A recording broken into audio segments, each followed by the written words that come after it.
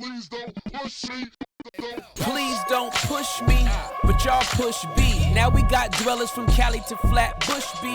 Now they got heat on their feet that say press B. And now we so deep in the streets, y'all can't stress me. Can't curse me, then bless me. I'm crucifying my flesh, that's less me. SAT'd from preaching, can't test me. Atheists are now believing, that bless me. Yeah, we got the basement replacing any of those worldly pursuits that y'all chasing. Any of those trials and tests that y'all facing. Any of the relationships that y'all changing. We rearranging, making the shame shift. Giving Satan back what's his, that's the blame shift. Rise up and walk commands, that's the lame shift. Cheat codes for living this life, that's the game shift. All on Yeshua, man, the rest is manure, man. I'm dying daily, so I rise up a purer man. Pressing B daily, so my sins looking fewer, man. Washing the blood, so my sins down the sewer, man. Yeah, so press B with me, and let's let whatever gon' be just be. Yeah, so press B with me, and let's let whatever gon' be just be. Welcome to the basement, ladies and gentlemen. I am your host, Tim Ross. I hope you're all doing well. I love you guys so much. Shout out to everybody that has pressed B and come to the B side. This is where you get the B side of conversations, culture, and chaos. I am so excited about my guest today. This is somebody that is in our ears frequently in the Ross household because we have a heavy rotation of his music. And my sons were actually acting like they worked for the B-side. When they found out he was coming today, they were like, how come we weren't notified? And I just had to like remind them. I'm like, you actually don't work for us. You just live in my house, and that's where I work, in my house. And so all that stuff converges together. But I'm so excited to have my guest here, and I cannot wait for this conversation. He just dropped an album called Epilogue, giving you almost 45 minutes of great music. I don't know where this conversation goes because we just ride the waves that the Holy Spirit kind of leads us into. And so wherever we wind up, I know it's going to be Gucci. All right. I want to introduce to some, and whoever y'all are that need introduction, whatever rock you've been under, come out and present to others the one, the only, for the first time on the basement. Trip Lee's in the building, everybody. Let's go. I appreciate that. Yo, I'm so excited you here, man. Thank you for having me, man. Bro. And on your sons, when we pulled up, they was waiting outside and with smiles on their faces. And for a quick second, because your oldest is tall, I thought he was somebody that worked for y'all. And he just seemed like he was receiving us with professionalism. So hey, I appreciate it. That's good, man. He is they're both really good boys, man. Yeah, they really are. They really are. One of them is talkative. I think you know which one that was. Yeah. And the other one is witty, or thinks he is. And I think you found out which one he was too. Witty and unoriginal is what we found out about the other one. But man, thank you so much for being here, man. Thank you. It means a lot that you would come through. And I just want to start off encouraging you right away. Yes, sir. I love, one of my dreams, life goals is, in each stage of my child's development, my kids like me. And they trust me. Yeah. And I seem like who I am to other people, to them. Yes. And your boys, 15 and 13? Yes, sir. You know, I'm 11-9-3. Okay. So, stage beyond mine. Yeah. I love seeing it. Thank you, man. They obviously love you. Yes, sir. First thing he said to me, I was like, that's a young man who hangs out with his father. Yes. Because that's the way he said that. I'm like, You're absorbing what you heard from your dad. Yeah. Anyway, it's dope to see. Thank you, man. I appreciate that. I'm a lifer in youth ministry. Yeah. Right? Like, I cut my teeth on it. I got saved at 20. Yeah. They wouldn't let me preach to the adults, right? So they go preach to the teenagers. Yeah. So I always had this prayer in my heart, which was, God, please don't let me have preached to thousands of young people and done all these conferences and stuff, and then can't reach my own. Yes. That just feels it's my greatest fear. Yeah, bro. Yeah. It's my greatest fear. I did not want that. So, Noah turned 13 October 17th, and so I got 2 teenage boys, and I'm like, all right, Lord, this is the starter kit, but thank you for allowing me to do this. So I appreciate you noticing that. Yeah, absolutely. All right, bro, it's your first time here. Yes. And with first time guests, I just want you to give us as much context as you want to give us to how you became the person that sits here now.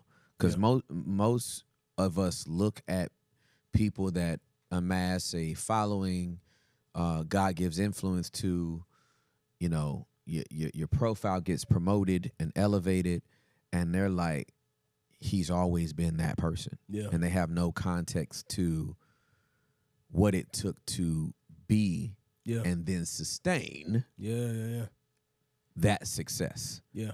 So start from there. Now, do you want Tripley the rapper backstory, or do you want just me the person started to just start from the jump? Yeah, I want the jump. Yeah, that's what I love. Yeah. So I grew up in Dallas. Okay. Yeah, grew up in Dallas. Okay. But you didn't grow up here, though. Nah, I'm Inglewood. Inglewood, Cali. Yes, sir. Yeah. So I grew up in Dallas. Whereabouts? DeSoto. Yeah, I know DeSoto. For sure. Absolutely. My mom still live in the same house in DeSoto. Wow. Yeah. And so because we had moved back here for a few years before we just moved back to Atlanta, my mom's still in the same house. Yep. It's dope. My mom's amazing. So grew up in DeSoto. Okay. My mom was military family. Okay. My dad was from Houston. Okay. And so they, my dad, fought, struggled, get out the hood, got 5 sisters he helped raise because his mom died when he was 15. Very professional, proud man. Yeah. A present father. Mm-hmm. My mom, a dentist, pediatric dentist, military family. And, it wasn't until I got older I realized how exceptional my family was. Yeah, for sure. Absolutely, yeah. And so, grew up in Dallas. And I always loved music. Mm-hmm. My dad was always playing music all the time. Mm-hmm. It was on some, you don't know what real music is. Right, yeah, absolutely. Yeah. But the thing was his taste was amazing. Yeah. So it's like Stevie Wonder, Sly and the Family Stone, Earth, Wind and Fire, Yeah. Hey, Sly is from Denton. I didn't know he was from Denton. The dude was born in Denton, Texas, dude. That's crazy. It's crazy. It's a little fun fact. Yeah. Sly, dude. I would not have put Sly Stone and Denton together, bro. Ever. Dang, that's crazy. Well, so, so that to me gave me this deep love for music. My dad was always playing music all the time. He wasn't a musician, but he was always playing music. He would make little mixtapes of his favorite Christmas song. It's just always music. And so I grew up loving music. And and grew up loving sports and stuff too. But when you're a kid, the stuff you love, you try to do. Yeah, for sure. And so for me, music was one of those. I was, and me and my friends would rap at school. We would freestyle. And there came a point when I realized I was better than them. And it wasn't even, and not even like, and I'm not even trying to say it like. On some dominant stuff. Nah, it was just like, this means something different to me. Yeah, for sure. Like we all love this. We all live and breathe this music. Yep. We're passing around notebooks in class instead of paying attention. Yep. But this means something different to me. Like I printed out Jay-Z lyrics and was reading them. And I'm like, oh, that's what a double entendre is. I was like, I want to do that. Like it just meant something different to me. Yeah, for sure, for sure, yeah. So I was rapping. My first rap name was Lil Will. Lil. Hey, why is the South so enamored with Lils? Bro, I don't know. What is the Lil? I don't know. And I don't know who decided we gonna do Lil apostrophe. I don't know who was like, nah, this how we gonna do it. How come nobody wanted them 2 T's in there? Lil Will. Lil Will. Then I was the Playboy. The Playboy, not a Playboy. THA, the Play BOI. Because if you misspell things, that's right. Then you, exactly. You little hood if you show your ignorance. That's right. Now, mind you though, because I loved hip hop so much, but even then, like, and at this point I'm very young, I'm like 12, 13, whatever. But what I was rapping about, even though I was not a Christian yet, I was just, I grew up in the suburbs. So I'm not rapping about gangster stuff. Right, like, for sure. I have braces. Yeah. You know what I mean? Like, I'm not finna rap about shooting. I have braces in a mini bro. That's not gangster at all. I wouldn't be convincing nobody. Yeah, but I'm just rapping about how many girls I think I'm pulled. Yeah. You know, how the world centers around me, all of that. Yeah. And I am obsessed with hip hop. And then when I'm about 14 years old, I meet Jesus. And what that looked like for me is it was a church in Dallas, Concord Church. Yeah. That my parents had always gone to. Mm-hmm. And they would take us when we were kids. And how kids feel about church. Yeah, you know for sure. I don't remember how often we went. So we went enough that I remember going, but we wasn't there every single Sunday. Yeah, for sure. So it'd be sometimes I go to children's church, and I didn't really know all the songs and the hand motions. Yeah, but I went enough to have heard about Jesus, repeated a prayer after children's class when I was a little kid. Yeah. When I look back, though, man, I don't think I was a Christian when I did that because, it was a sinner's prayer. Yeah, for sure. God, my bad, yeah, my bad. Yeah, you know what I'm saying? Yeah. I do. And I said it, and I'm like, oh, I guess I'm a Christian. I'm like, but I never feel nothing happen, so I'm going to just say it a few more times. I said it a few more times. I assume I'm a Christian. But I don't think I was because I didn't understand nothing I was saying. Wow. I might as well have been reading a newspaper. I was just repeating empty words. Yeah, for sure. I don't think it had clicked in any way that I was in desperate need of a Savior. Wow. Who had laid his life down for me. I'm familiar with the story, Jesus did something, but there wasn't any I'm in desperate need of something that I cannot give myself. Yeah, it's good. If I'm going to prosper, there's something outside of me that has to be given to me. There's a righteousness I can never get to. Someone has to give me. Yeah. It felt like more of I don't know. Yeah. So I go on assuming I'm a Christian. But when I'm about 13, 14 is when I think I meet Jesus. So at the same church, Concord, there's like a summer youth retreat. Mm-hmm. And there's a sign up for it. And I'm like, I ain't gonna sign up for that. And I saw some cute girls in line. All right, I'm gonna go sign up for that. And I did. And I went. And that first youth retreat I went to, my youth pastor gave me like a dating book when I left. He was like, stop trying to holler at all these girls. He didn't say that to me, but he was like, hey, take this book, bro. Take this. I'm a light-skinned young man. I was feeling myself trying to holler at all the girls. And right. But I kept going. Mm-hmm. God had better motivations than I did. Wow. You know what I mean? And my youth pastor was an excellent youth pastor. That's dope. We had fun. That's dope. But he opened the Bible and he preached the gospel of Jesus. And I mean, he's opening the Bible and preaching expository sermons from the text. Two teenagers. What's his name, bro? Pastor Stephen Brown. Salute. I know Brown. Yeah. Yo, this is surreal.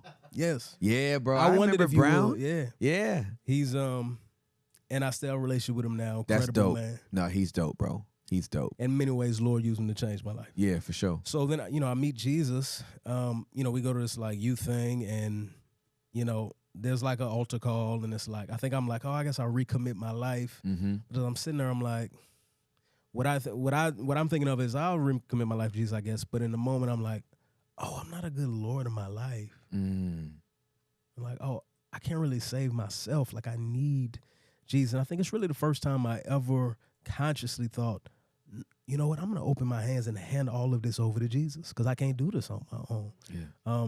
And the interesting thing for me was, even at that time, it's I'm not a bad kid. So it's not I don't have a wild story of my youth. Yeah, it's good. Where I was wilding. Yeah, for sure. And so what that means is when you don't have that story of wilding, and those are the testimonies you're used to hearing people give. God is so good because I was on this and now I'm not. Yeah. I was finna die and then I didn't. Yeah. I think sometimes we in our own self-righteousness don't really sense that we really need Jesus. Because it hasn't hit us that we not in a good spot on our own. Which is why for me, it's always been important to me not to sugarcoat why we need Jesus. It's good, bro. Not to be shy about that sin puts us in a bad place. Yeah. Not to be shy about we will lead ourselves off a cliff. Yeah, absolutely. Because that's good, bro. When we don't sense that we need him, we're not going to cry out for him. Yeah, that's really good, man. Anyone who calls on the name of the Lord will be saved. Be saved. But how they going to call somebody they never heard of? That's right. You know what I'm saying? Yeah, but absolutely. Also, why would they call on someone when they don't think they need any help? Absolutely correct. We don't ask for help. We don't call. I don't call the police if I don't know somebody's breaking in my house. Right. I just don't. Yeah. And so, Can I just? Yes. I need to slow down. No break. Yeah. I need to slow. This your show. I'm just. Nah, bro. I'm just here, bro. Nah, you my guest, and like, it's such a profound thought that I don't think we put enough attention on. Yeah. Is that level of self-righteousness and almost the non-emergency. Yes. Yes. Right? That Absolutely. we have as it relates to salvation. Yes. That if that's not a part of if that urgency is not there, Yeah. then you're like, well, I'm good. Yeah. When you were born in sin. Yes. Like you were positionally Absolutely out of relationship with God. Yeah. At birth. Yes. So you actually didn't need to do anything else. That's right. That's right. To be removed from God except be born. Yes. Right. And you did most stuff after that. And you did most exactly. But even before But then, even before that, there's a big gap. there's a huge, chasm. man, that's really good, bro. So that means when we started thinking about coming to Jesus, it feels like, I don't know, join a drama club or some other good thing you could do. You know, the other stuff your parents tell you is good stuff for you to do. Be on top of your schoolwork or whatever. I don't know. And it's like, well, that's actually not what we're talking about. We're talking about our souls being at stake. Not an extracurricular activity. Yes. Sheesh. We're talking about you being who God created you to be can't happen until the gap is bridged. You know what I mean? Thank Bro, you so that's crazy, fam. Like, that's crazy. So shout out to E.K. Bailey. Man. And shout out to Stephen Brown. I don't think I could have possibly known until later in my life how gracious God was that this is the first preaching I'm hearing. Yeah, man. Is E.K. Bailey. Yep. Expositionally preaching through scripture. Yeah, no, that's... And then Pastor Brown. You won the lottery. The youth yes. Yeah, you won the lottery, fam. Look, that's just one of the lotteries. Yeah, you know what I'm saying? The guy sure. was very gracious with my life. Absolutely. And so, so I'm a new Christian. Mm-hmm. Pastor Brown is very kind in that I think at the time I didn't really realize that I was such a learner because I don't think anything had ever captured me besides hip-hop.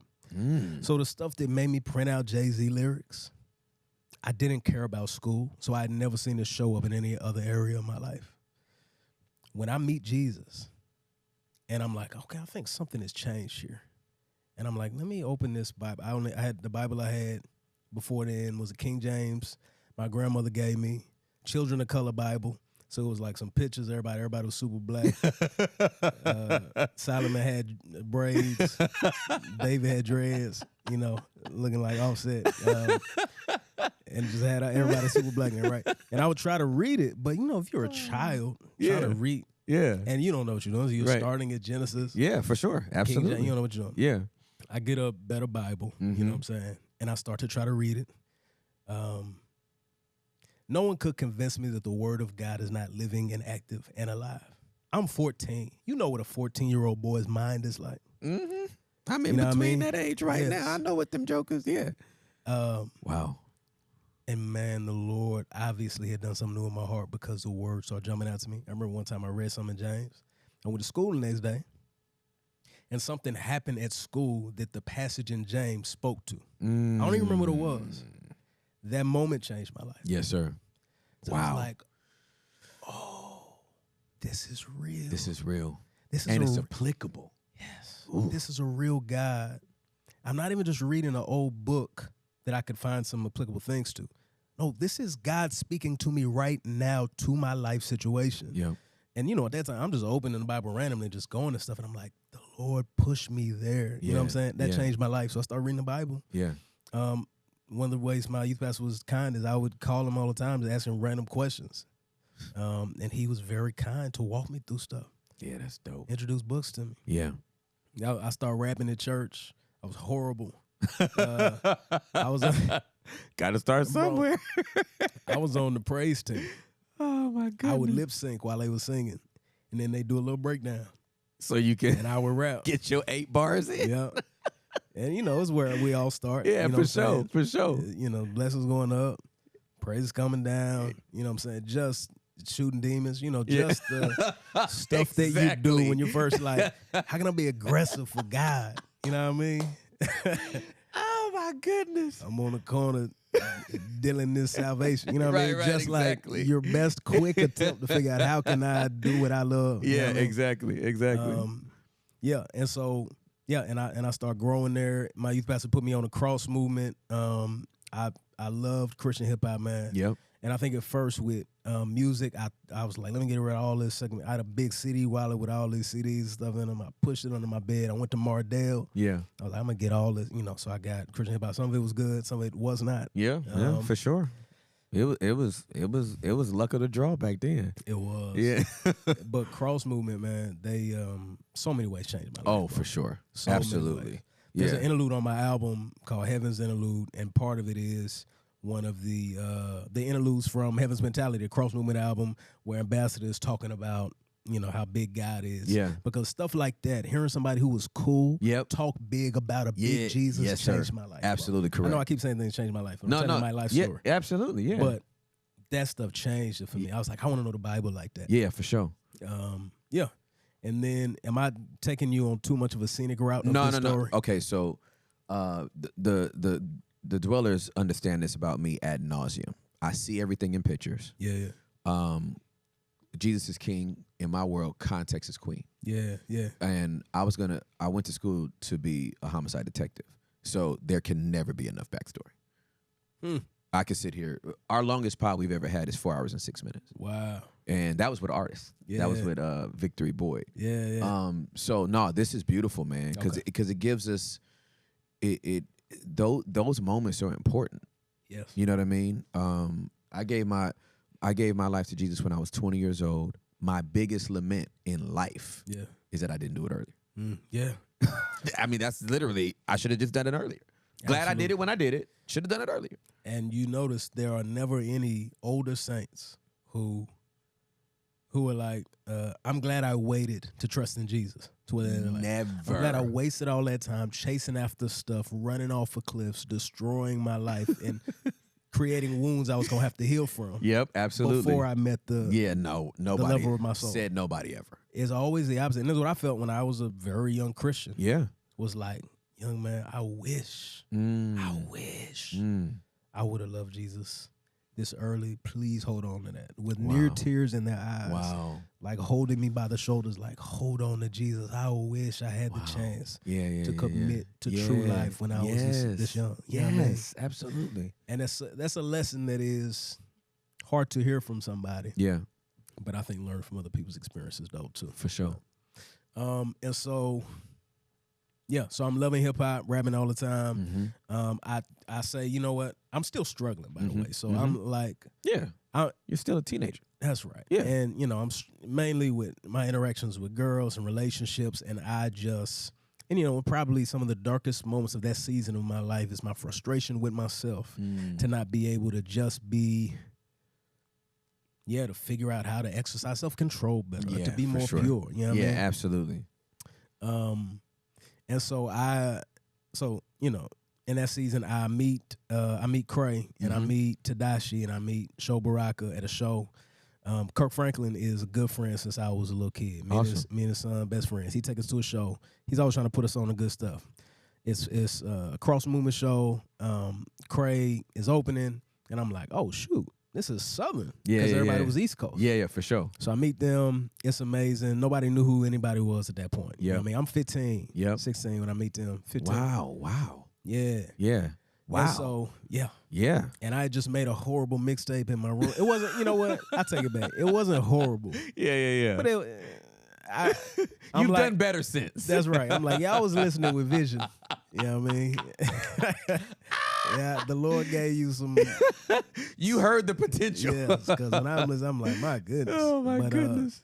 Yeah, and then I met them. I got Real Talk, Crazy First City, and then I knew somebody who said they knew him. I was like, oh, give me his number. They was like, sure. Yeah. Gave it to me. I was like, hey.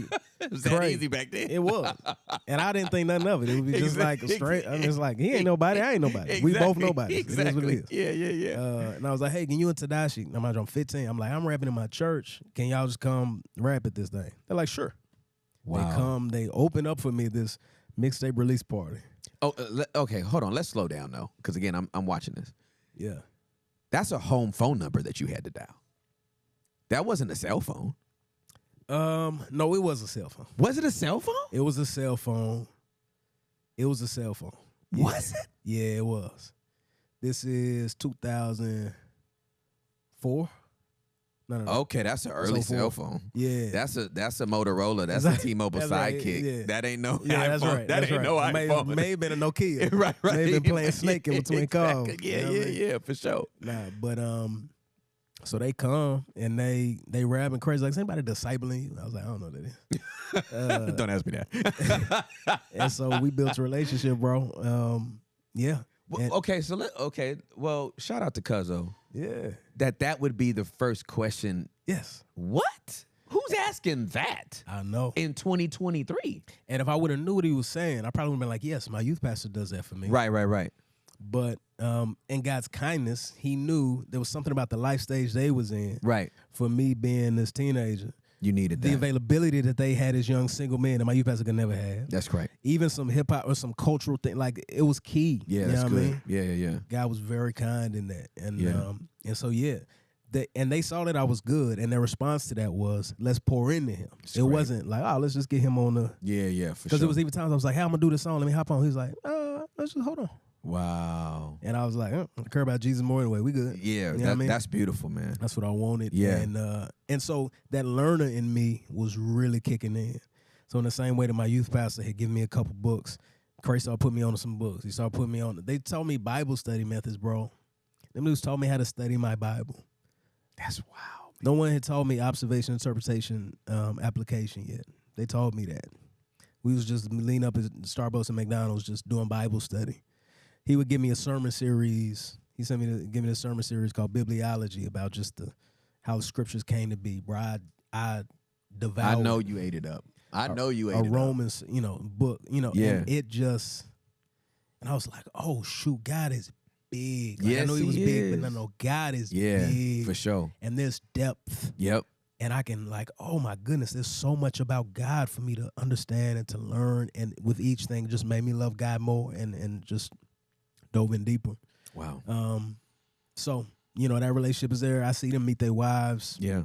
Date their wives. You know what I'm saying? I see them sin and repent. I see them, you know what I mean? And it begins to shape how I think about being a young man following Jesus. Yeah. And I'm so deeply grateful. Wow. So yet another time where completely outside of my control, God has been very kind with the men he's putting in my life. Favor. Yes. It's just favor, man. Because I couldn't have. Yeah. How you going? Yeah, exactly. There's just no way. Yeah. And I ended up signing a record deal with Reach Records the first album I was on was a compilation, 116 compilation. I did an interlude. Mm-hmm. I was 16 or 17 at the time, and I rapped on a Tadashi song, did it like a hook. And they was like, all right, we'll let you do this. Because they cared about my soul more than my talent. For sure. That's beautiful. And then I signed a record deal when I was senior high school. Wow. Recorded that album while I was during my senior year. And then it came out like a couple days after my graduation. Wow. And it was a weird dream come true. Wow. Imagine just like what sports did you play in high school? I played football and I ran track. Yeah, so I loved basketball, and then when I started rapping, I kind of lost interest in sports a little bit. But the school I was at, you had to do a sport. So it was like I would go to geometry class and then go to track practice and then go to the studio to record my debut album. Crazy. It's like that's that stage wild. of life where your mom wild. still does your laundry sometimes because you forget every now and then. Right, for sure. And I'm Absolutely. going to record my debut album, bro. And it's like, dang, there's just no scenario where I can write that to work that way. But yeah, it was amazing. And very grateful to God for it. So I put out my first album. Came out when I was 18. It's called If They Only Knew. Wow. And yeah. And I don't know what I thought it was going to turn into, though. Mm-hmm. I don't know. I think at that time I was probably just like, I get to rap. I love hip hop more than anything about Jesus. Yep. I'm good. I don't even care what this turns into. I get to rap about Jesus. And people are going to learn about God. I think about all the people who had impacted me. That was another thing I didn't realize God was beginning to work in my heart. Is when I was deeply impacted by something, my mind could not stop thinking about how can I do that for somebody else too. Yeah, that's good. Like, oh man, what that song meant to me. I want to make songs that do that for me. Yeah, for sure. If I wouldn't have heard that, I wouldn't have known. If my youth pastor wouldn't have put me on to that book, I wouldn't have known. Yeah, for sure. I mean?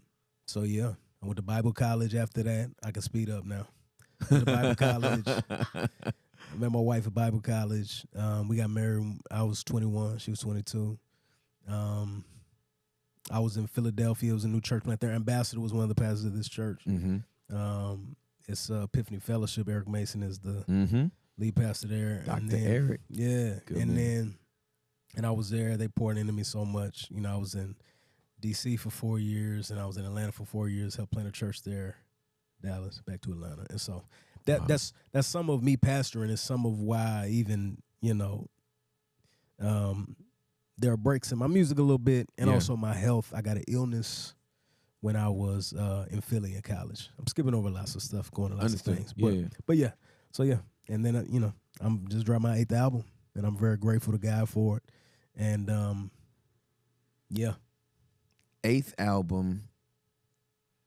18 is when the first one drops. That's right. Okay, so what I'm struck by is I need you to elaborate on the joy of putting out an album, and the blissful ignorance of not being preoccupied with how it does. Well, let me tell you. One of the interesting things about having done music for so long is the industry has changed a lot. Oh, for sure. Yeah, for sure. That combined with the kind of music we were making and where it was at the time meant, because this is a niche of a niche of a niche of a niche of a niche of a niche of a niche. That's right, of a niche of a niche of a niche. Yes. Right? Yes. This is Christian rapping about Jesus. And we Southern, which at the time, you remember when people thought Southern rappers were dumb, basically? Yeah, for it was sure. Like, y'all don't have nothing to say. Yeah, absolutely. So it was even, you know, it was like, So, I mean, it really was. I have this line on that album where I say, and I don't care if I don't never get a Billboard hit. And I meant it, and I never thought my name would show up on anybody's Billboard chart ever in my entire life. And I was like, and I'm cool with that. I never would have believed, if you would have told me some of the stuff that would happen, I never would have believed. If you would have told me, oh, you're going to have the number 2 rap album in the country one day when it drops. Bro, I never would have believed you in a million years. I would be like, when did I leave Jesus? Right. That to occur. You know what I mean? I had to sell my soul to Satan for that to happen. I never would have imagined that. Wow. But what it did mean was there was a purity to what we were doing, because it was strictly, what did God call me to do? I'm going to just do that. Yes, sir. And whatever he does with it is what he will do. Not that I'm not going to try, not that I'm not going to do my work and be faithful. Absolutely. But this is in God's hands to do with it what he will. Yep. And that's a purity that I have to continue to fight for. And it's harder every day. Good. But that I have to continue to fight for. Yep. Not this, how can I reverse engineer other success I had? Not, oh, what are they doing? How can I get to that place? Or how can I just write this bar that really is going to be something people want to share? Right, you know what I'm saying? For sure. I really want to be like, what has God called me to do? And how can I do it the greatest that I can? Yeah, you know absolutely. What I mean? So there was a joy and a purity to that we also got to be careful about, like, not making that the standard that I'm always trying to get to exactly how I felt at that moment. Yeah, you know for sure. Absolutely. We can do that. Yeah. But there's nothing. You're never gonna have your first again. That's right. You know what I mean? Right. The first is the first. That's right. The second ain't gonna be the first. That's right. The third ain't gonna be the first. That's right. But you gotta have that one moment that you cried over, that you fought for, that it was just pure joy. It's Michael Jordan winning his first chip. That's right. Right? That's he right. celebrates different on the 6th chip. That's right. Right? But that first trip, he's in the flow. That's right. Crying. You know what I mean? Like a belly down, like he laying prostrate. Yes. Clutching. He got that trophy in the head. Like, I'll never forget that moment in my life. Yeah, man. And there's only one of those. Yeah. Yeah, those don't come again. Though it's helpful, even as I think about, I've been thinking about endurance a lot with this album, some of the themes of it, and just, seasons. I do have to think about, okay, when all of those little joys that come with it being the first time are not the same and they're not there, what does it look like to strive for the same kind of faithfulness? And it's like that in all seasons of my life. For sure. Marriage, Absolutely. marriage. Yeah. Oh, absolutely. When it's not brand new. Right. How do I love you with the same intentional, ferocious pursuit of my wife with all of my heart and soul? Yeah. When this ain't new. We've been married for 15 years. Absolutely. When this isn't going to be the first time I've written a song about this. How do I approach it with the same heart and passion? You know what I mean? For sure. When this isn't the first time I'm dropping something, how do I approach it with the same love for the people who may listen to it? Yeah, it's good. When you've already accomplished a lot. Yeah, you know what I'm absolutely, saying? for sure. Yeah. And, even as a learner, for somebody like me, I think because I was such a learner, I associated... you're a thinker and a learner like me, so you may have some. Tell me if it's ever felt that way. Yeah. But sometimes it can feel it felt like, I'm not learning as much new stuff as I once was. And if what I'm really excited about is acquiring new knowledge, once there's not that, I keep hearing a brand new concept all the time that keeps pulling me in. It makes my brain go, oh, I never even heard of that. Yeah.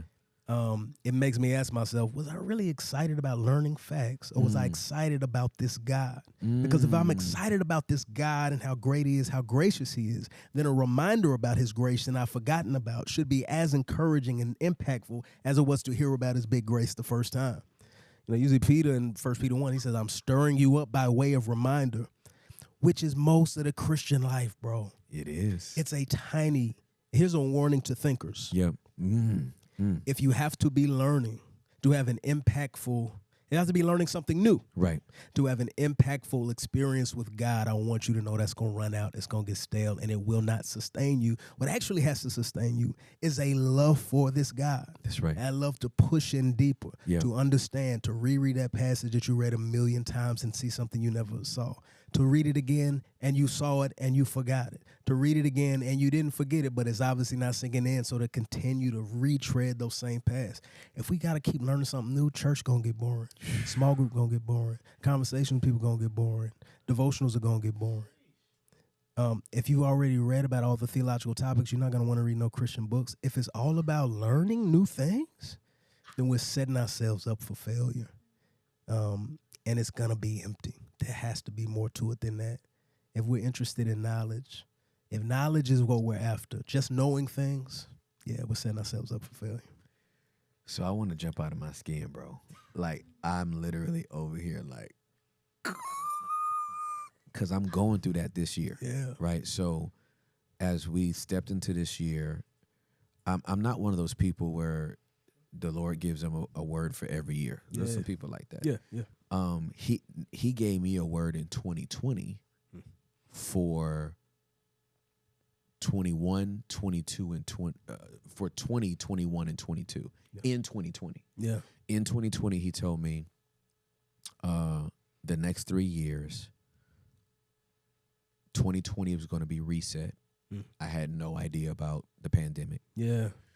21 was regroup, and 22 was release.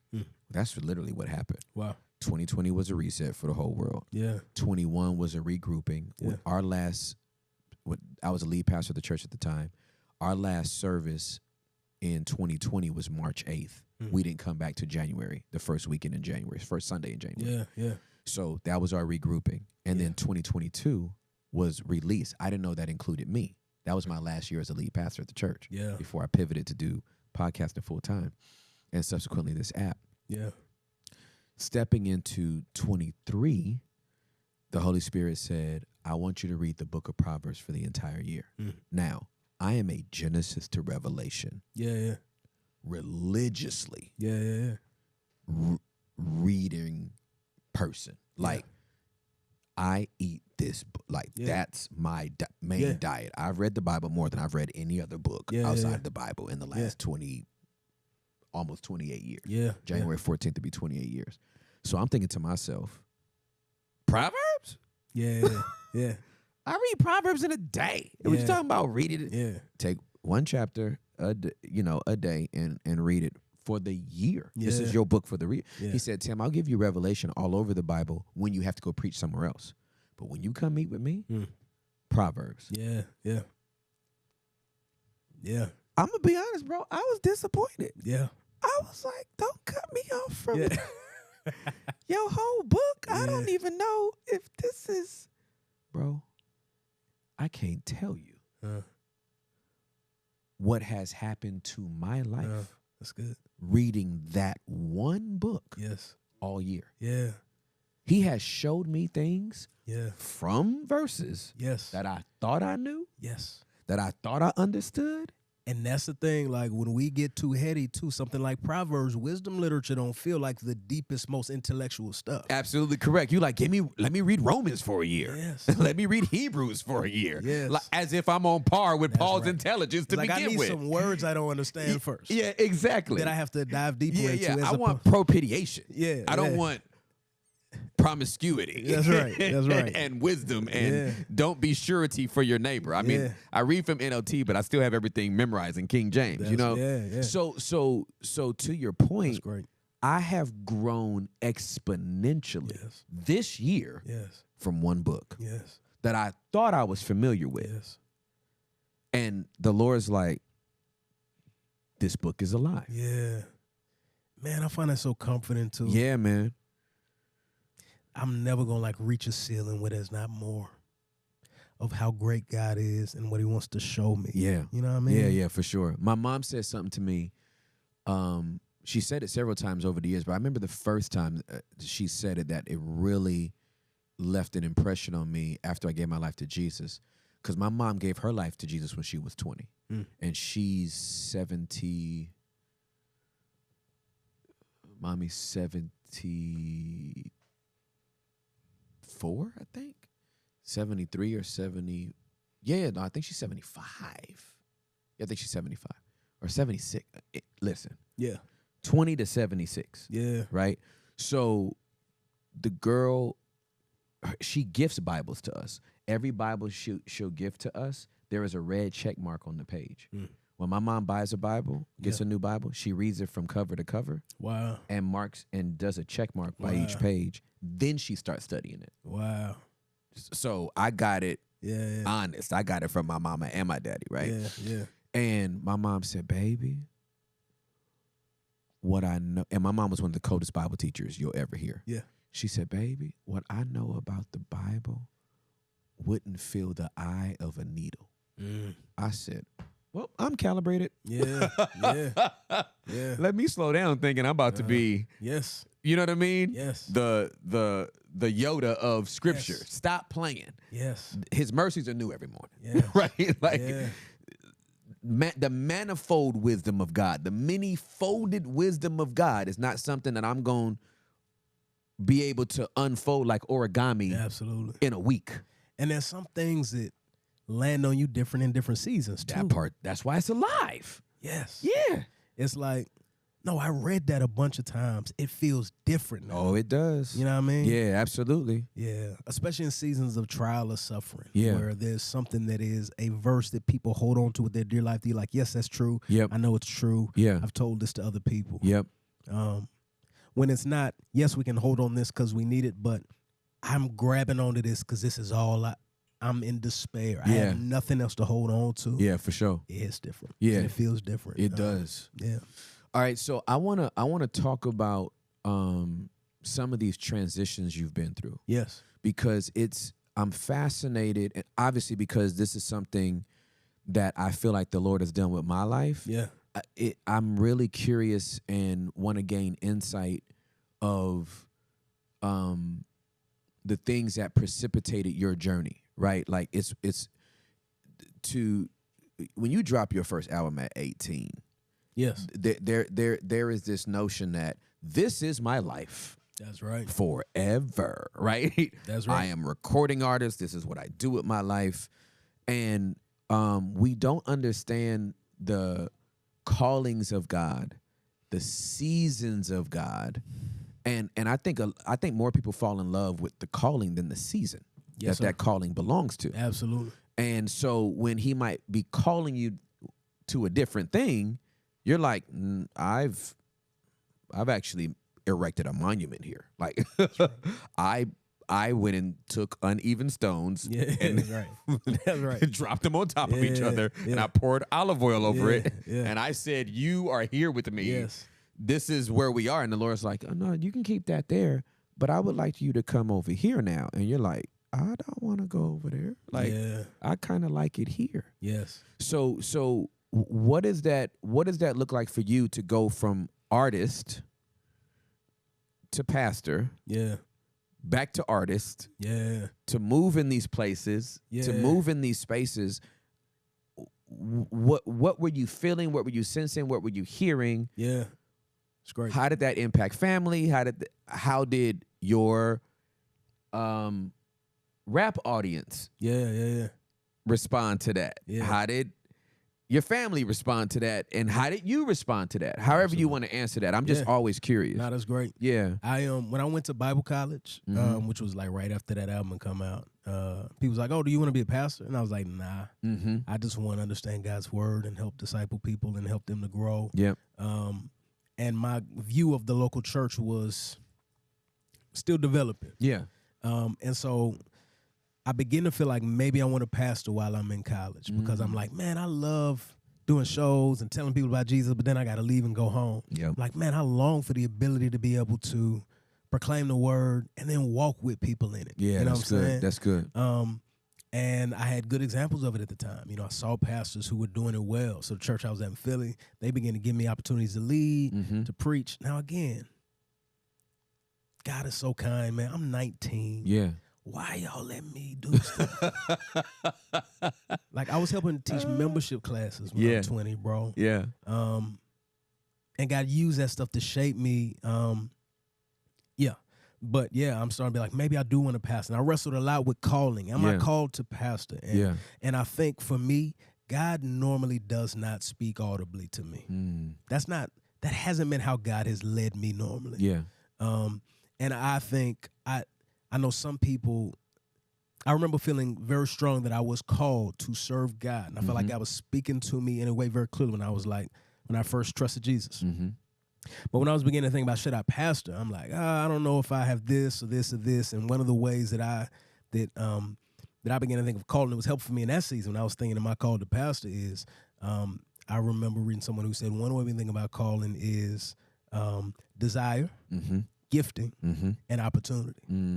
So I started to think, and then I started looking scripture, how it would talk about various things like, he who desires to be an elder desires a noble task. Yes, that's what it says. And the qualifications, ability, gifting, it's like, he has to be able to teach. That's right. You know what I mean? That's right. And I'm starting to think, like, and of course, God has to actually open the doors for it to happen. Yep. There's a lot of people that are just declaring themselves pastor and preacher, but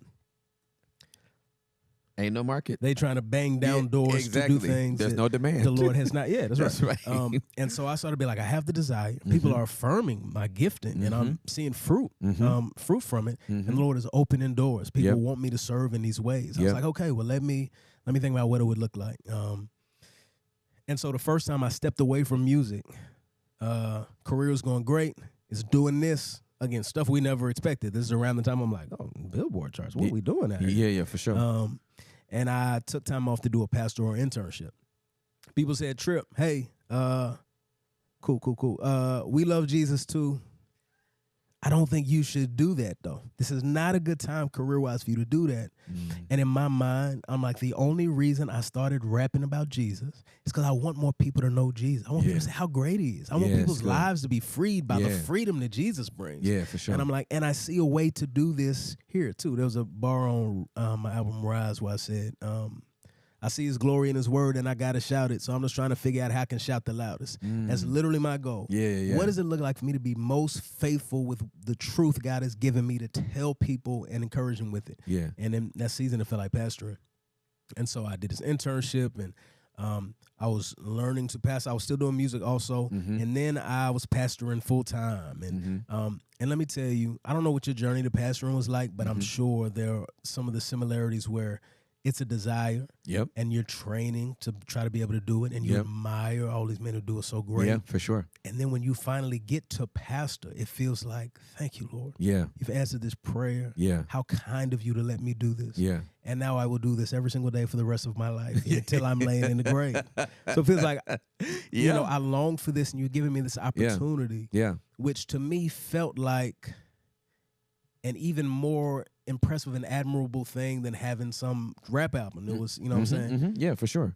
And so that transition was interesting. Yeah. And in the background of all this is my health. I have an illness, chronic fatigue syndrome, that I've had since 2007. Hardest part of every part of my life. Wow.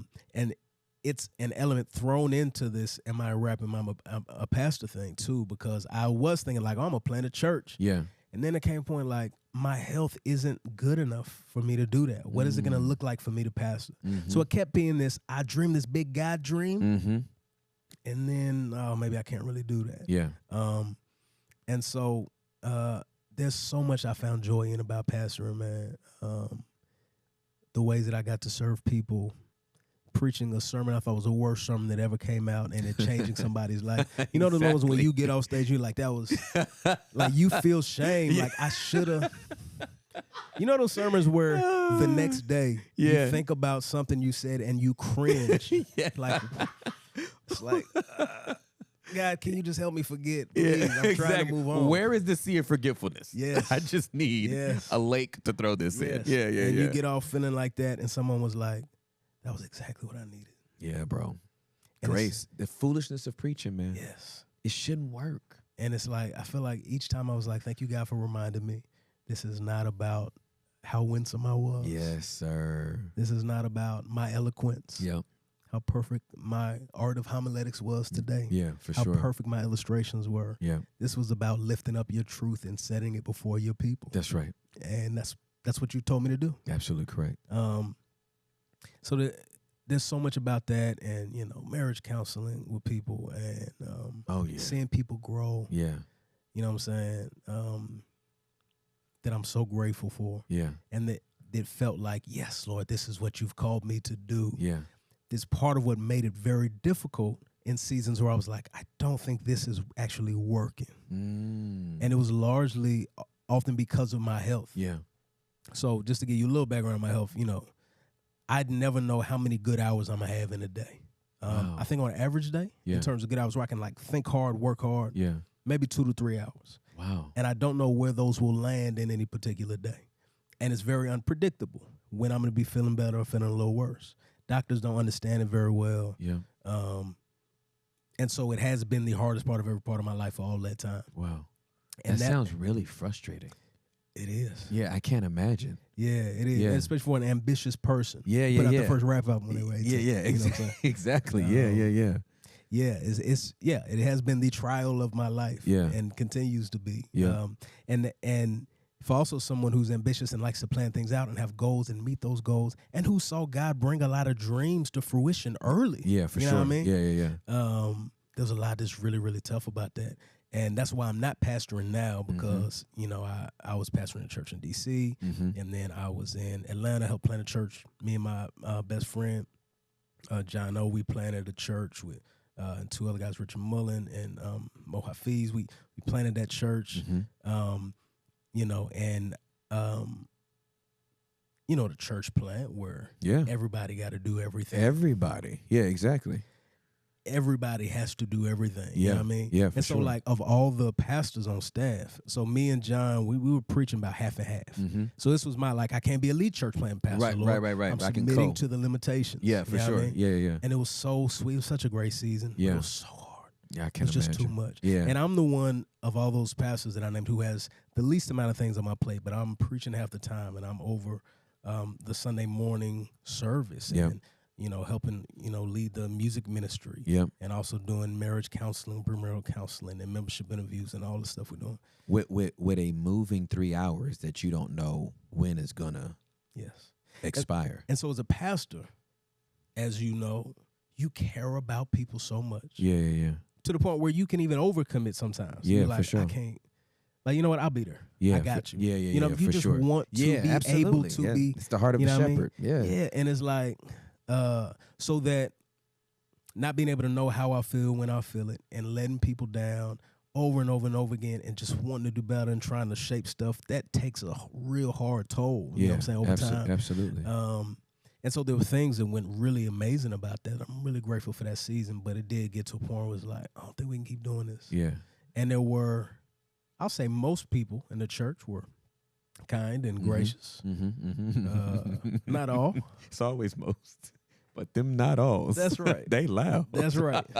And for an illness like mine that people don't understand that well, it's also hard for people to understand. Yeah, for sure. Even people who love me and try really hard, it's really hard to understand. It's hard for my wife to understand. Yeah. Like, we had some seasons of just strong difficulty. It's just hard to, you know what I'm saying, wrestle through. But when you say hard to understand, can you elaborate a little bit? To me, it feels like, based on what you're saying, when people don't understand something like what you have to struggle with, it feels like they can dismiss you. Absolutely. Like, you ain't tired. Like, you're gonna be all right. It's levels. So levels there is to it. the you tired. Yeah. Out of professor in schools, like, we all get tired. Bring it tomorrow. You know what I'm saying? Yeah. So there's that. Yeah. There is and part of it for me is, you know, I said this the other day, but part of why it's hard for people to understand is because this isn't an illness they're accustomed to, and so the symptoms, you know, I'm not throwing up, I'm not losing my hair. Right. You know what I'm saying? I don't look gaunt. Wow. So there were seasons where I did because I was trying all this different diet stuff. Yeah. You know what I'm saying? Yeah. I don't look sick to them. Yeah, for sure. And I think people don't do well when they don't understand, when they can't make sense of it, when they don't have a category for it. Sometimes even as they try, it's hard for them to understand. Yeah. And one of the things that would be hard for me is that people would run out of patience. It's like they were patient and they want to be. You know what I'm saying? Like, so even it was like, I understand why you run out of patience. And I don't think you're being fair to me, but I understand. And I think one of the things I've wrestled with so much over the years is just guilt and shame myself. Being hard on myself. You know what I'm saying? Holding myself to a higher standard than God has. As if God hasn't called me to be faithful within the limitations he's given me. Yeah, absolutely. He called me to be faithful with Tim Ross's energy. Right. You know, we started this and you hit out a woo. I can't even do a woo. You know what I mean? You don't even have that option. That's right. That's right. Yeah. But it's so hard not to, compare my faithfulness to what God has given me to other people's faithfulness to what God has given them. Yeah, for and sure. so it's even hard for me. So I'm like, I understand that you've run out of patience. Yeah. But it's very hard on me. And, you know, and I want to serve people and I want to love people. Yeah. You know what I'm saying? And so, that's very difficult. And so I ended up being like, okay, how can I have a pastoral role that is more narrow? And so that's actually one of the reasons I came to Dallas. Wow.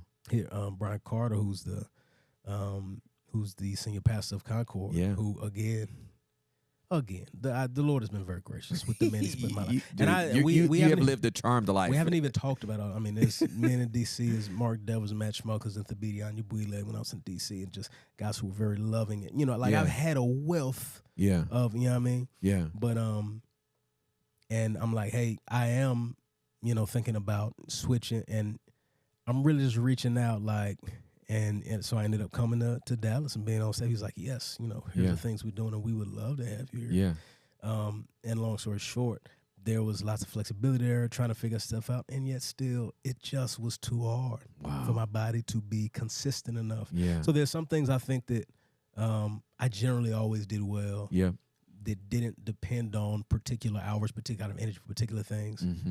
But that's so much of pastoring is not that. Yeah, absolutely correct. Absolutely. You know what I mean? Yeah. And so then it gets to the point where it's like, okay, this monument I've raised, which is pastoring. Yep. Which is like, God, this is what I'm going to do for you. Yeah. And I'm like, and I'm going to keep following it. I'm going to keep doing it. Yep. And it got to a point where I'm like, man, I know I want to walk through the doors that God has opened and some doors have closed. Is it to the point where now I'm trying to unscrew and take the hinge off the door because I am determined that this is how the Lord will use me? Am I paying attention? Is God saying no? And it did get to the point where it's like, if I keep pastoring, because there are things about my health that make it really difficult, I think I'm going to be a bad Christian, actually. I think I'm going to be depressed and anxious. Obsessed with what other people think about me because I'm letting them down all the time, and I'm always thinking about, are we good? I'm so sorry. There's seasons in my life where I felt like my day is a series of apologies. Just like, my bad, I'm so sorry. I know my bad, I know we're supposed to do that. I'm so sorry. And just over and like, I'm so sorry. I know. And it's like, and I see the patience leave people's eyes like, like your words don't carry that much weight. Right. And I think I know you mean it. And I think I know that it's not your fault. But that don't mean that you know what I'm saying? I still had this experience. So it would be to a point where I'm like, I don't think I'll be a good Christian. I don't think I'll be a good husband or a good father. Yeah. You know, I don't think I can be the most healthy, thriving version of me. Yeah. I don't want that for my kids or my wife or for me. And I don't think God wants me to serve in a way that keeps me from being faithful to him. No, not at all. Like, I think sometimes we think, oh, when I'm convinced God has called me to something. Yeah. No matter how much evidence to the contrary pops up, this is what God has called me to do. This has happened with dudes with their wives sometimes. Oh, absolutely. Where I'm like, bro, this is killing your wife. Well, this is what I'm called to. Or I'm supposed to go to this place my wife doesn't want to go. She doesn't think, and I can't really see how it's going to be that great for her, but God has called us there. So, well, bro, if God has not called you and your wife there, he's not called you there. If it's not good for your wife, you're not called to it. Actually, they can get another pastor. Your wife can't get another husband. And you can't think about your calling apart from the specific people you're called to. Absolutely correct. You just can't do that. Yeah, for sure. Like, we've made calling something we turn it into some whole other thing. Yeah, absolutely. You know what I'm saying? Yeah. Where we can ignore all these ways God has called us to be faithful for the sake of this one thing. Yeah, and that doesn't sound like calling. That sounds like idolatry. It does, because it is. Yes, that's right. It actually is. Yeah. And so we started to feel like, I think what would probably be most faithful and most healthy is if I'm not pastoring. And man, I mean, I would love to at some point hear from you, like, what your process of deciding not to pastor was like. Yeah. But there was just layers and seasons and levels to me grieving the loss of this thing that I thought I was going to be doing forever. Absolutely. Especially since it's not because I sinned, and it's not because I wasn't good at it. Right, absolutely. You know what I mean? Yeah, absolutely. So it just felt a different transition. Yes. And we don't see those. Yes. Those aren't the public ones that are in mass that we're like, blueprint. Oh, thank you. That's how you do. No, it's always scandal and impropriety. And that's right. That's There's the only not way a you category for actually in this season God is calling me to something else. Absolutely. That seems absurd. Yeah. And I think actually as ministers of the gospel, we have to do a better job talking about that often. We do. Because I think some dudes shouldn't pastor anymore, and maybe they're just tired. Eventually it turns into moral failing. Yeah, it because does. They've been burnt out. That's absolutely correct. And they have put themselves in a position where they cannot care for their souls. The calling has become a prison sentence. Yes. And they think, I got to do the time. Yes. Because I got called. And it's like, Ecclesiastes 3:1 says, that's right. To everything. That's right.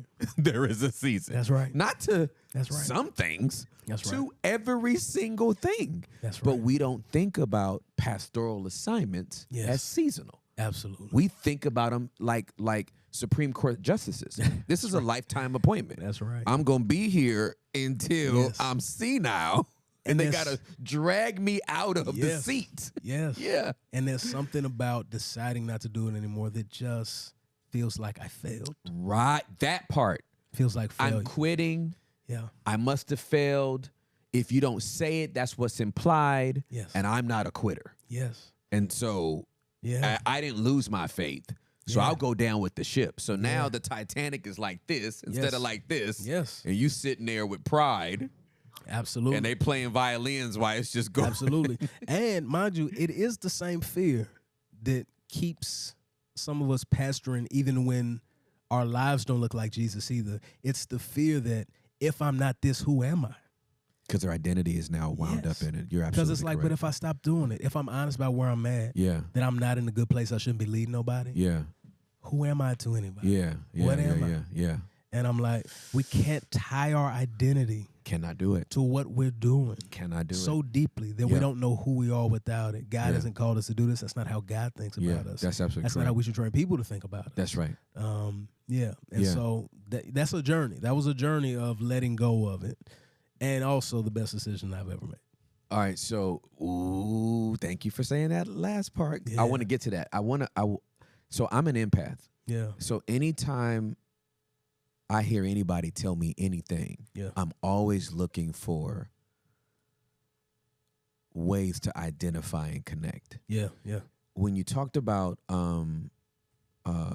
the chronic fatigue, I'm sitting here, with my heart open going, oh, this sounds very frustrating. And where do I identify with it? So I want to give you what popped in my head. You may be like, nigga, don't ever say that again as long as you live. Like, don't ever compare what I'm going through to what you just said. But I'm gonna tell you what I felt. And then, so, because it happened yesterday. Okay.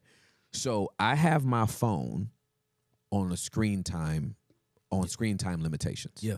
At 7 p.m.,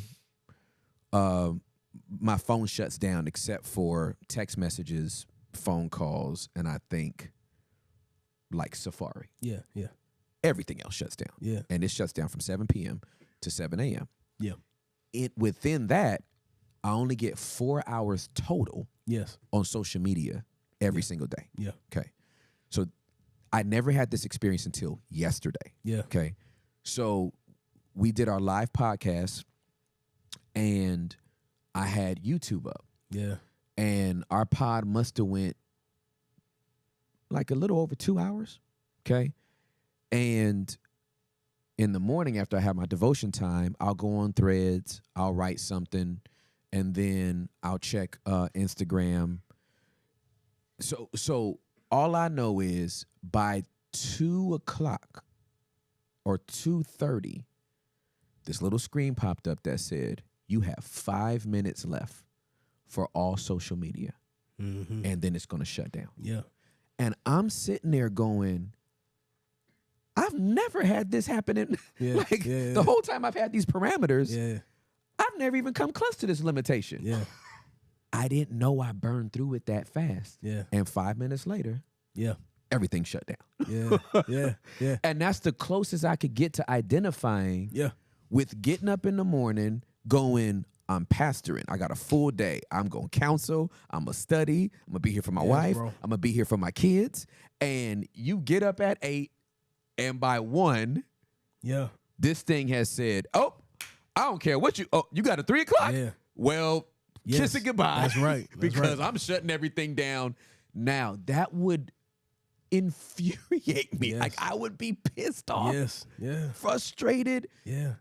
And then I understand where the apologies are coming from, because you're like, yo, I know I had this 3 o'clock. It's actually shaded out on my... That's right. My body has shaded that out. And if I wanted to do it, I couldn't do it. And when you're pastoring, every interaction, the soul of the saints is at stake.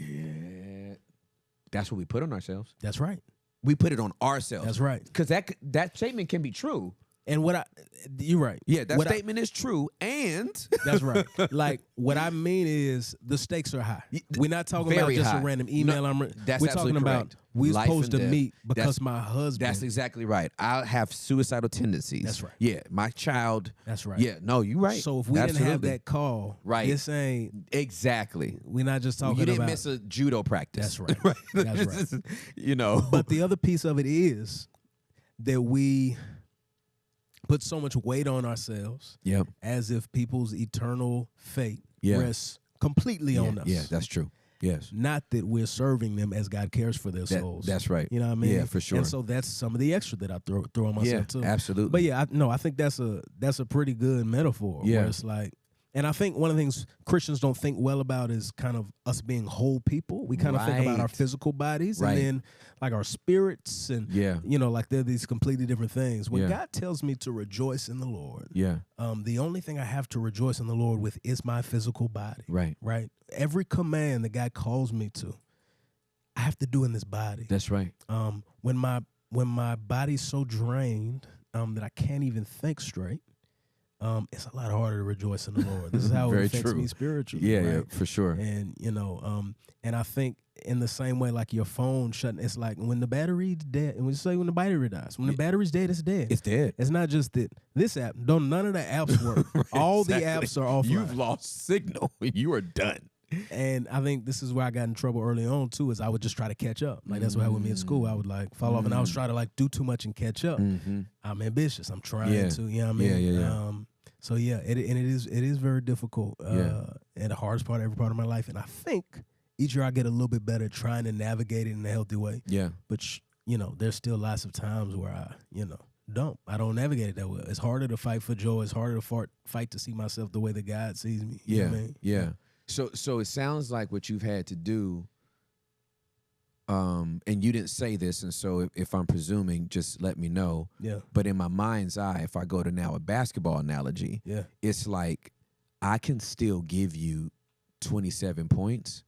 I'm going to just have to give it to you in 29 minutes. Yeah. I can't play that's 48 right. minutes. That's right. And you can't make me. Like, I'm not going to even do it anymore. That's right. Like, so if the game's on the line, I'm going to give you 25 to 27. Yeah. If that contribution still brings you 9 points short, it ain't my fault. Like, you know what I mean? Like, now you can distribute this how you want to. Maybe I could play the first and second quarter, and then you save me for the fourth. But if you play me first, second, and third, somebody else better ball hard in the fourth, because I'm not going to be there. Yeah, that's right. And learning to play within your boundaries is self-advocation. Yes. It is self-preservation. Absolutely. And then you're back under the oil. That's right. That's right. Yeah. Yeah, bro. Yes. Yeah, that's dope. That's dope. And it has forced me to sometimes humility looks like us purposely humbling ourselves. Sometimes it looks like an involuntary way that the Lord humbles us. Yes, sir. And I don't really have the luxury that a lot of people have to think that things that happen well are because of my strength, because they obviously are not, because I am not strong. You know what I'm saying? The Lord keeps showing me over and over again. Yeah. Like, no. You barely stumbled your way over here. Right. Look at what I did with it. It's good. And it's a constant reminder from God. Wow. Like, it's me, bro. Yeah, for sure. Yeah. And so stop trying to overdo it because you think it's on you anyway. Yeah. Unless I build the house, you laboring in vain anyway. Facts. People with all the energy in the world.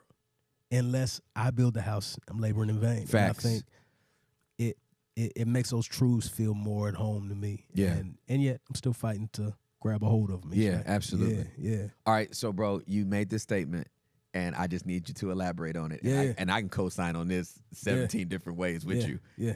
You said you transitioned from the pastorate. Yeah. Very difficult, and it's the best decision you ever made. Yes. Please elaborate. Well, I think because this is what needs to be talked about to help some other people. Well, part of it is there's so much thought about, but what's going to be on the other side of this? Yes. And everything, my brain think of was like failure, doom and gloom, all these ways my gifts won't be used, embarrassment or shame for not being able to, and the things I dreamed. Because there'd be sometimes I was like, you know what, it's cool. And then it'd be like, nah, nope, it's not. Because what about all these ways that God trained, what about all these, you know what I'm saying? Yeah. And for me, it was immediately clear that this was healthier for me and for my family. It was immediately clear that helped me to love and to minister better than I would have if I would have stayed there. Wow. It was immediately clear to me that I was a more effective tool for Jesus outside of being a pastor. It was immediately clear to me that I was going to be able to shepherd people more faithfully while not pastoring because of who God had made me, the limitations, and the season. And it was immediately clear to me from people I would talk to when I would bring up past seasons where pastoring didn't work out exactly how I wanted to, where they would be like, I know you talking about it like it was some sad struggle. You changed my life. Wow. Those were important years of my life. So those 4 years, it felt like, and then I failed because I didn't continue. Yeah. Oh, God put me there to serve those people in that way. Yeah. And he used it. And now that season is concluded. And I can be happy and holy in a new season. Yeah. Wow. Yeah. Yeah. I've seen fruit of it in my family. I've seen fruit of it in my my joy. Yes. I've seen fruit of it in my health. Yes. It's just the best decision I ever made. And I understand why it took so long for me to get to that place. Yeah. And why even the pandemic had to hit in a way that just was like, bro. Yeah. Yeah. Hey. Yeah, exactly. You can't. Yoo-hoo. I know you want to. Yeah. And I know you at least started to want to do it for me. But at this point, this is for you. Oh, wow. And you got to let go. Wow. And so, yeah, I feel so grateful that the Lord got me to that place. Yeah. And I've seen fruit in it. And by God's grace, I also happen to have other things that I love doing that I find joy and fulfillment in, where I still get to serve people and talk about Jesus. Yes, for sure. And it wasn't like, oh, I got to go back to being a professional rapper. Right. Oh, my gosh. You got to go back to working at Firestone? That's right. Discount tire? That's right. Thought the Lord delivered me from that. Yeah. Like, I get to go back to. I'm still passionate as ever about, and it was actually, by God's grace, at the same time during the pandemic, hit this wild, creative, sweet spot, too, where I started producing now. And it, like, felt like high school again, where I was just starting to learn. It was like, this new stuff I'm learning. It has me in this amazing place creatively. Yeah. And God was just, so I can count out all the things that went differently than I wish they would have. But, man, God's been so gracious. Yeah. And I think we would be a lot more joyful if we opened our eyes from the things that we're complaining about for 5 minutes to look at the 97 million ways God has been gracious and merciful and kind. Yeah. That's beautiful, man. Yeah. Yeah, I'm closing my eyes to see it, because this time last year I was a lead pastor. Yeah. The podcast was really loud. Yeah. And I think God had to make it loud to be like, hey, bro, I'm over here. Yeah. Because I was like, yeah, I mean, I don't want to do no podcast, but if you want me to, you know. Yeah. And I remember waking up. I can't say it was January 1st, but I know it was within the first 3 days. The thought I had to myself, Trip, was, first of all, I cannot believe what you let me partner with you to do for the 7 years I was a lead pastor. Yes. Number one. Number two, I never want to do that again in my life. Yeah. And here was the reason. It wasn't from a negative experience like, that was such a bad deal. The grace was removed. Yeah. And when the grace was removed, I looked back at what I did, and I thought to myself, without your grace, I'd have died. Can you tell me what you mean by the grace was removed? The grace that I feel like comes on you to actually be empowered to lead people and steward and shepherd in that type of role. I believe you have to have a grace to do it. Yeah. If you just have a desire and an ambition only, that's right. But you're not graced, I liken it to, I always tell somebody, if you go try to plant a church and God didn't call you there, you are signing up to go to, like, you go square up with a demonic stronghold and or principality with no mouth guard. Yeah, that's right. Because you're going to get punched even if you got Jesus with you. Yeah. But at least you got a mouth guard. You know what I mean? No, that's right. Yeah. But it ain't a fair fight. It's at that point, it's Paul I know and Jesus I know. Yeah. Who told you to run up on my block? Yeah. This is not entrepreneurship. This is, this ain't a franchise. That's right. You know what I'm saying? This is not somewhere for you to use your little leadership gifts. This is not, you know, my wife and I spent the summer in Destin, and man, it's beautiful up there. Yeah. New communities are being built, and like, you know, we started looking at the projections, and they expect 700,000 new homes to be built, and so we thought that would be a good. Okay. Yeah. You're gonna get your butt kicked. That's right. That ain't the way to volunteer. That's right. Yeah. To go plant a church. He has to call you to. Yeah. Yeah. And I believe he graces those he calls. Yeah. Absolutely. And when the season's over, he lifts that grace. Yeah. Yeah. And if you continue to go, then and this might be super drastic. Yeah. But the way I envision it is, then you're Saul. Yeah. Yeah. Yeah, I see that. He's removed his anointing, but let you keep your job. Yeah. Yeah. And we saw how that went. It wasn't pretty. Bruh. Yeah. And he was the king for 40 years. Yeah.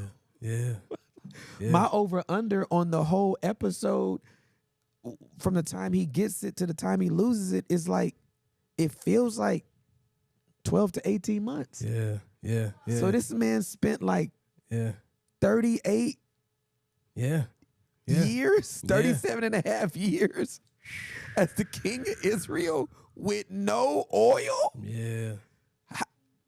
How you expect him to leave? Yeah. That don't sound fun at all for nobody. No, that's right. For him, for Jonathan, for David. But also for pastoring. For pastoring as well. This is not a fun, cute little thing. No, it's not. There's joy in it. It is rewarding. Yeah. It is not some fun little thing to do because no, it's you not. got entrepreneurial gifts. Absolutely correct. Or you want to be able to tell people what to do. This is not that. This is not that. You should go do a startup. Be a startup founder. That is different. And if you don't love the church before you plant a church, you just want to start something, go start something else. Yes. You ain't serving at your church. Yeah. Why you plant a church? You ain't part of a church. This is different. You don't love God's people. You love starting stuff. So go start something.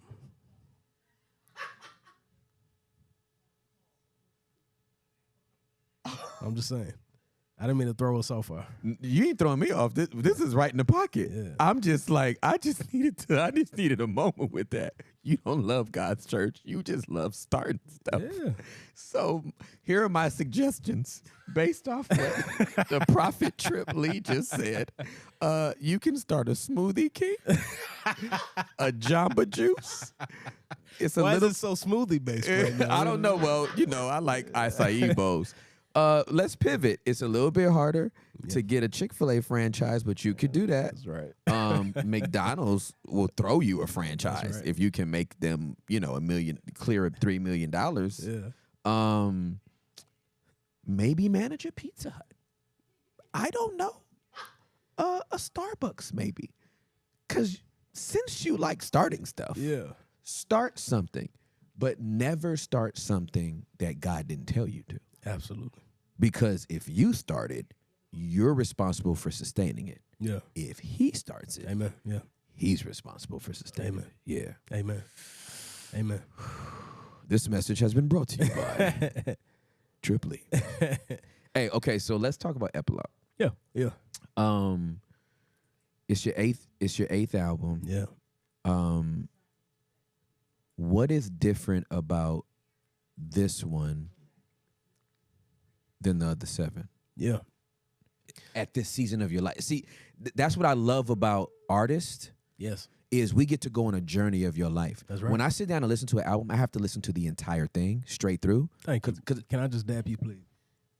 Yeah, bro. Thank you, I can't go through and just go look for where the stars are. I appreciate it. I can't do that, bro, because it's like you're actually having a conversation with us. Yes. And that conversation is best metabolized uninterrupted. That's right. So Noah, Nathan, and myself, when we get ready to listen to, we go to my car. Yeah. Because the Tesla just got speakers, right? Because I gotta have. I'm Barry Gordy, I'm a producer, so I gotta have it all in my head. Yeah. And then we sit there and we listen to it, and then we listen to the entire thing. Yeah. Then we decompress it. Yeah. And we talk about it. And what was your favorite track? What was he saying here? Yeah. What was the journey? So we've done that with believers and unbelievers alike. Yeah. Because secular albums only get one run in our house. Yeah. And it's done with me. Yeah. You know what I mean? Like, oh, you want to listen to Yeat? Yeah. We're going to listen to it all together. Yeah. Oh, you want to listen to Kendrick? We're going to listen to it all together. Yeah. But you ain't going to be bumping that outside of my presence. Yeah. Like, you can't have those songs in your spirit. Yeah, like, that's not going to happen. Yeah. So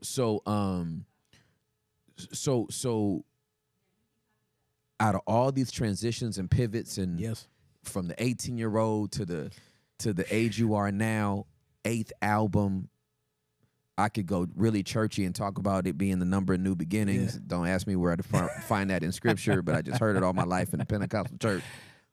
What was it like going there, knowing what you know now about you? Yeah. I was talking to a homie the other day, and he was saying, man, I feel like there was a song I had in 2014 called Sweet Victory. I was talking about my health. I was talking about joy in the midst of difficulty. And he was like, man, I feel like, this recent music you've been putting out, that I feel like you've taken that essence and it's sprinkled on everything. And I think that's right, because I think that's what I've been living. Good. I feel like in every season of my life when I've been making music, here are the things I'm most passionate about. When I just open and I start writing, here's what's pouring out. And for me in this season, it's endurance. It's my last album was called The End because so many of the things were about coming to the end of ourselves, the end of our strength, and depending on God. Yeah. And this one is called The Epilogue because it's what comes after the end. We write these stories about what we think our life is going to be, exactly how it's going to go, how we going to serve God. And then those stories come to an end. And then we're mad at God, even though we the one who wrote that story, not him. And why I call it the epilogue is but even though those things have come to an end, it's not what you thought it was going to be. It's more to the story. It's good. Your story may have ended there in the way that you wrote it in your head. God isn't finished. Right. He has a lot more he wants to do. And I think there's so much of that in the music. The song Stand By, that it says, stand by, he can lift your burdens when your hand's tied. And to me, these are I'm taking the stuff that I'm telling myself every day. Yeah. And I'm like, how can I express that? I want this to be the soundtrack Yeah. for people who are journeying through a fallen world. I think Christians love, even the Proverbs that we was talking about. Yeah. I think sometimes we like more splashy books. Right, for sure. Think about Ecclesiastes, Proverbs, this wisdom literature. Yeah. This is how hard life is. Yes, it is. This is the reality. Yeah, it is. That's good. Yeah, it's good. Everything's meaningless, actually, right. And he's like, hey, stack a lot of bread. You get real rich. Yeah. Then you die and your dumb kids squander it. That's almost word for word what Solomon says. It's facts. It's almost word for word. Yeah, for sure. And he keeps showing it ain't that either. It ain't what you think it is. That's right. And I'm like, I don't want when people hear Christians make art for it to feel like it exists in a world different than the one they actually live in. I want to be able to say, yes, life is really, really hard. Yeah. And God is still really, really good in the midst of it. Yeah, it's good. And there's a God who's strong enough. I don't want it to be like, I can only talk about hope when I'm not honest about what life is like. I want it to be like, no. There's hope in the midst of this. And and I think that's what you get through the music. And I think because I've been producing a lot, it has I don't know, it's made new aspects of it even more fun to me. I was always really involved in the production, but and I continue to just be in awe of the opportunity to get to be like God and create stuff. So I'm a nerd out here, bro, because this is now you're appealing to the artist within me. The relationship I've always had with production is when I hear a track, I'm an empath, so I always connect to it. I'm a feeler, right? So I always connect through music through feeling. And when I hear a track, when I'm going through a series of tracks, I'm picking up on the feeling of the producer. And then there's certain tracks that I'm like, this feeling needs my words. I want to give language to that beat. You know what I mean? Because the last intro that we did for this season, Sean P. Sampled Biggie. Okay. Please don't push me. And I wrote a verse to it, and I thought that verse was dope. And I was like a couple days from recording it, and then I felt like, and I don't want nobody to think this is weird. I'm talking as an artist. Please don't be like, Tim's opening himself up to the demonic spirit realm. Calm down, okay? This is artist talk, okay? I literally felt like Biggie's words were haunting me. That please don't push me. It was so aggressive that it was almost telling me these lyrics is too light. For that aggression. No, that's real. That's real. So I had to literally scrap it. That's real. And write something else. And the second thing I wrote was it just flowed out. I can't imagine how it would feel. Bro.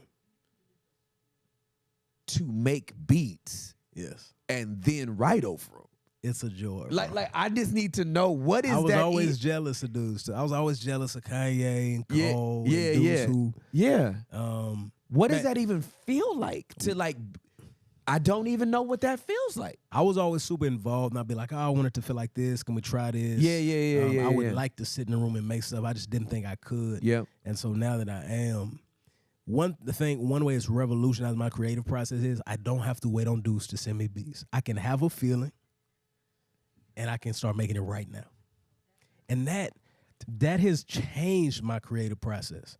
I used to never write songs that didn't come out because that's not true, but almost everything I wrote would come out. The runway to just make stuff for fun I don't have to like wait on someone to send me a beat. It's okay if it doesn't make it. Yeah, you know, sure. It's opened up all these creative things for me. And if there's something that's not quite right, I know how I want it to feel. I can shift this. It's changed it for me. And, you know, there's still some producers that I work with on some stuff. There's a guy, Michelle, who I've worked with a ton on some of these where we will do them together or he'll do one. But, and I'm learning a lot from him. Yeah. And it means, you know, as a learner, that's where I get most excited about everything. If I'm learning while I'm making, yeah, for sure, it's really just changed the game for me. Wow. And I know what I want stuff to feel like, and I know how to capture particular emotions, and it's pulling new things out of me creatively that I wouldn't have made otherwise. Yeah, I love it. So how much of this album has that? Has that what? Has that production and your words? There are 15 tracks on it.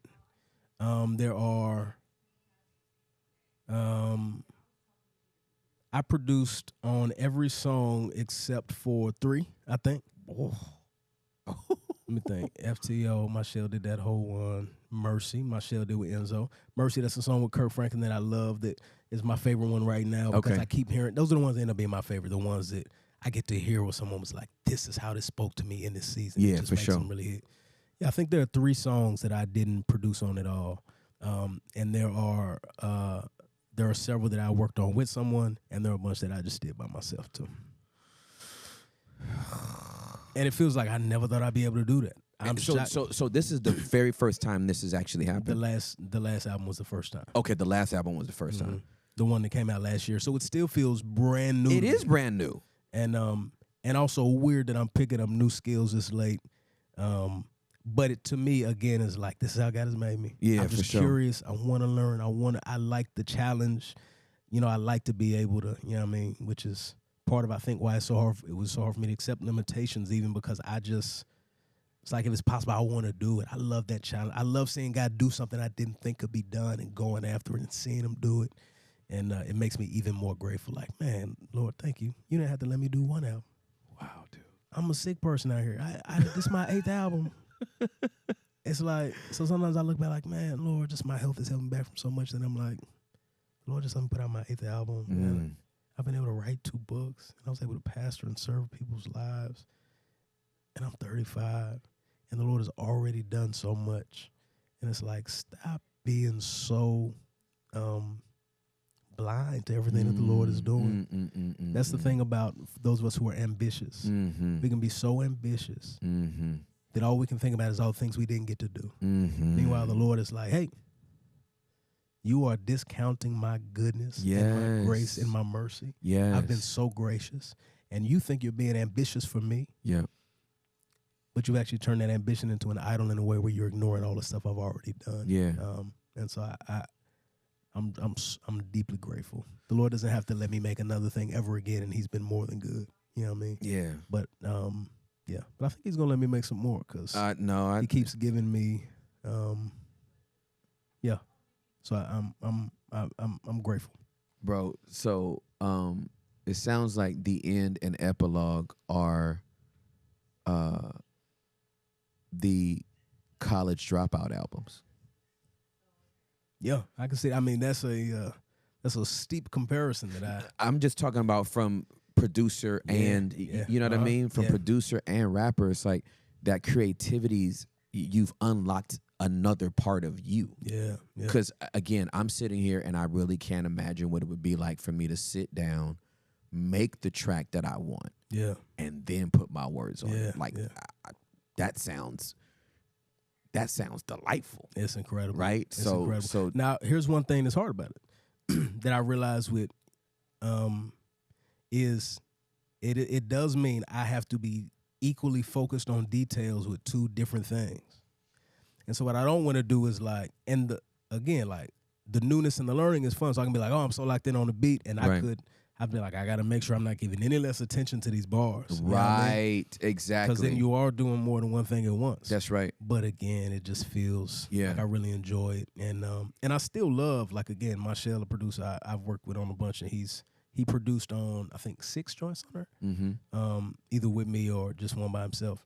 There is something like, whew, bro, you sent me this heat. Yeah, and all I got to do I just got to find my pocket, bro. Yeah, bro. You know absolutely. I mean? Absolutely. There's a joy in that too. Yeah.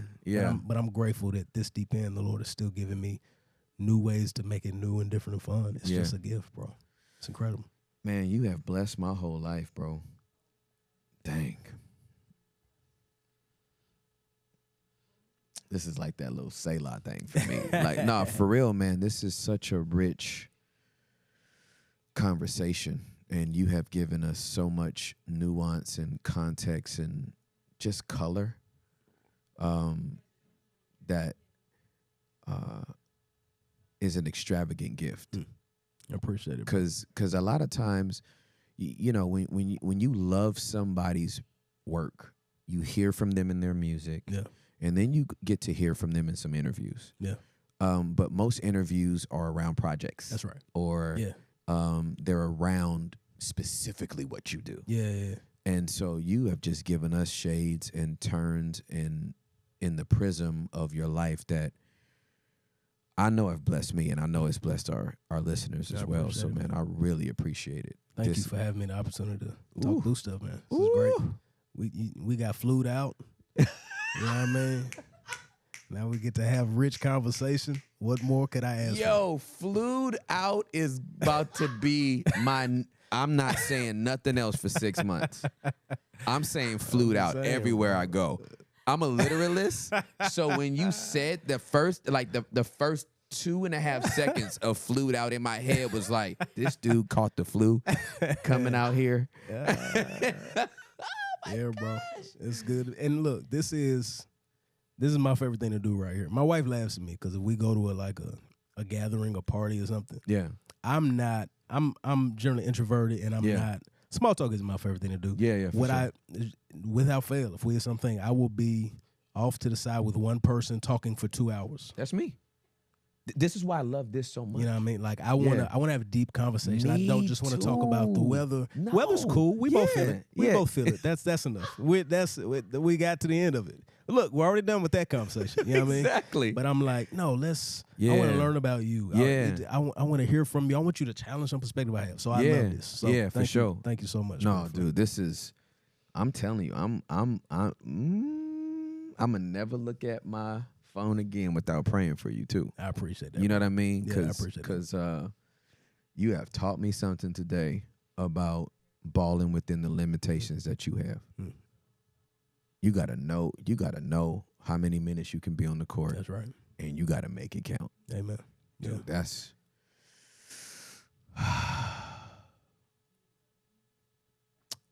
listen.